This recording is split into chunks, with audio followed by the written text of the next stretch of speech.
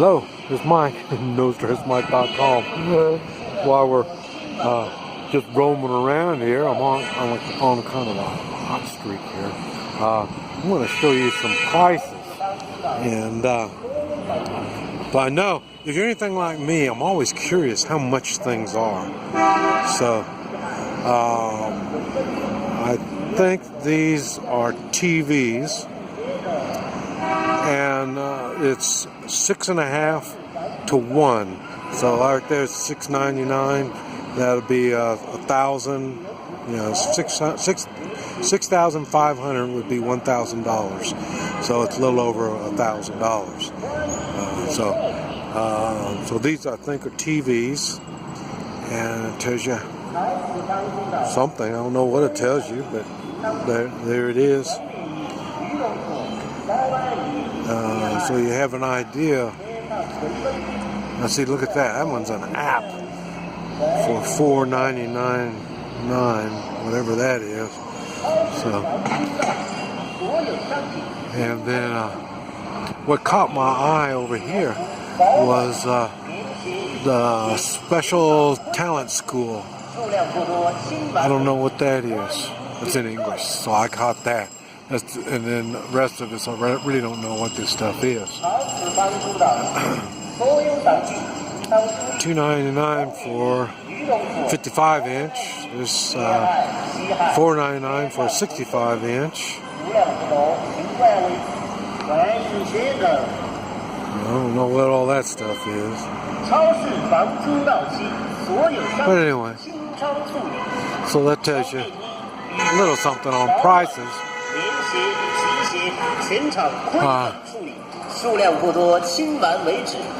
Let's see.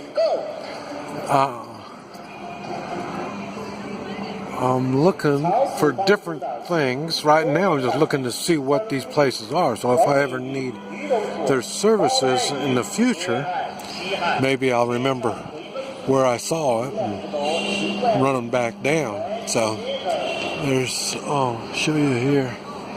That's where I'm at.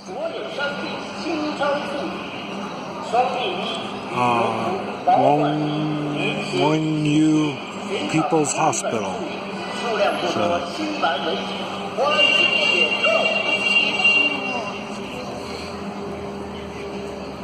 you see, they got these electric cars running all over the place.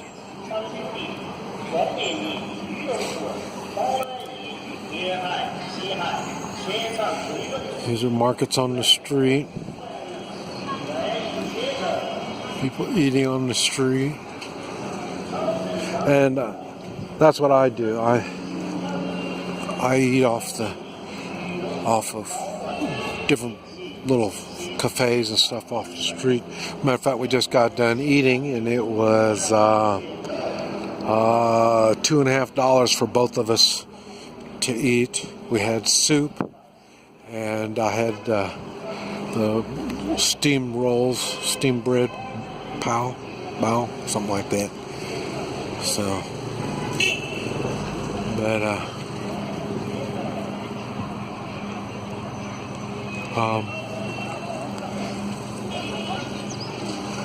I'll tell you, there is so many differences that people don't realize in life, and all about it. It's just amazing to me. And you can see it when you go on vacation. 2 weeks, you really see stuff. But when you get out and you live amongst it, I'll tell you, it's a whole nother world. And I would say this is the hardest thing that I've done. You know, going to Central America, living in Central America was tough. This is far, far worse.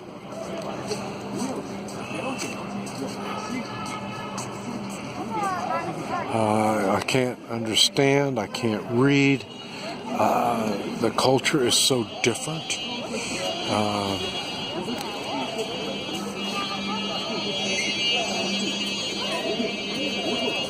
You don't know what this stuff is. Boy, I'll tell you, I don't like, I'm walking around pointing my camera. I really don't like it. I don't like doing it. One of the things that people don't understand is now everybody's got cameras. Everybody takes pictures. The younger generation is no big deal sticking cameras in their face. When I first run around down Central America, this was in the 70s and 80s, what they do, all governments would take pictures all the time. They had photographers go around and take pictures of people. And then they analyzed the pictures to try and find out who these people are. And then you find out who they are and why are they here. And China was no exception. And what they do is they find out who people are, and then once they find out who you are, then they know where you live, and then they come in the middle of the night and kill you and your family. I know this is far more than most people can think of. But I'll tell you, these older Chinese people, they know what happens. All the older people in Central America, they know this happened. I mean, they have death squads that travel around and they just kill people. They do the same thing now in different countries. El Salvador comes to mind. You know, what is it, that gang that's running around, so whatever, 13. Okay, police send out, and the military send out hit teams on these people. And so they do it now. And it's no big, it's nothing new. This is something that's been going on, like I said, forever and ever. Since photography was going, they've been taking pictures. So that's why sticking cameras in, especially older people's faces, they don't like it. And I don't like doing it. I find it offensive when I do that to people. Even though there's no threat, I'm no threat to them and stuff like that, it's still not right to do. So I probably won't be doing any more of these kind where I'm just sticking my camera out. It's much better for me when I'm taking a picture of myself. And then I will look over my shoulder, and if there's something I want in a picture, I will put it in the picture as it goes over my shoulder. So this way it's not so obvious I'm sticking a camera in front of somebody's face. But but like I say, it is different when you are in and living in a culture like this. What I've taken on here with my wife, my Chinese wife, is really, really difficult. I knew it was going to be really difficult, but it's turning out to be really, really difficult. The biggest thing is she's a communist, and she's pure communist. And I think I'm about as pure capitalist as you can be. And so we're completely two different things. And even my wife and I, try not to talk anything about politics because she gets mad. For me, I have no problem. I have to justify everything that I do. And I don't mind it if people are going to do something to me as long as they can justify it. But most of the time they can't justify it. Most of the time people say, well, that's my job. And that your job sucks if you can't justify your job. And do the same thing with police. Well, it's my job to pull you over and harass you and give you tickets and stuff like that. Well, you got a suck-ass job. You know what I mean? Okay, you're a government bureaucrat. Well, you got to fill out all these papers. Okay, why do you got to do that? Well, that's my job. Well, it sucks. You got a suck job. Okay, I'm a capitalist. And so, okay, my job is to serve you. My job is to make your life better. My job is to improve your life some way or another. And so I can justify everything that I do. And if I can't justify it, I won't do it. Because like I say, that's where my morals come in. I can't just do things to people for no reason. I have to be morally just.